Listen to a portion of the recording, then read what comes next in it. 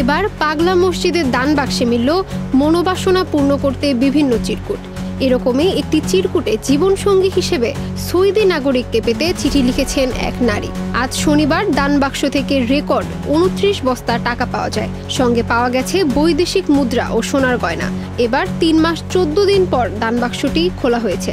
Saudi নাগরিককে জীবনসঙ্গী হিসেবে চেয়ে ওই চিঠিতে লেখা ছিল, আসসালামু আলাইকুম, আমি একজন সৌদিয়ানকে ভালোবাসি। হে মহান আল্লাহ, তুমি তাকে আমার করে দাও, আমি যেন তাকে বিবাহ করিতে পারি। হে আমার রব, তুমি আমাকে খালি হাতে ফিরিয়ে দিও না।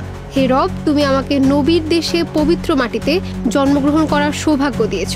আমি যেন আবার সেই সৌভাগ্য নিয়ে তোমার পবিত্র মাটিতে মৃত্যুবরণ করিতে পারি। আমি যেন পড়ালেখায় ভালো হতে পারি, আমার পরিবারে যেন শান্তি বয়ে আসে, আমি যেন হালাল রুজি রোজগার করতে পারি। হে রব, হে মহান আল্লাহ, তোমার কাছে 2 হাত তুলিয়া চাহিতেছি, তুমি আমাকে মক্কাবাসীর ভালো এক উত্তম দ্বীনী সুদর্শন লোকের সহিত বিবাহ করিয়ে দাও, যে আমার চিঠিখানা পড়িয়াছেন, আমাদের জন্য দোয়া করবেন। নেক আশা করিয়া চিঠিখানি লিখেছি। ইতি তোমার এক পাপী বান্দা।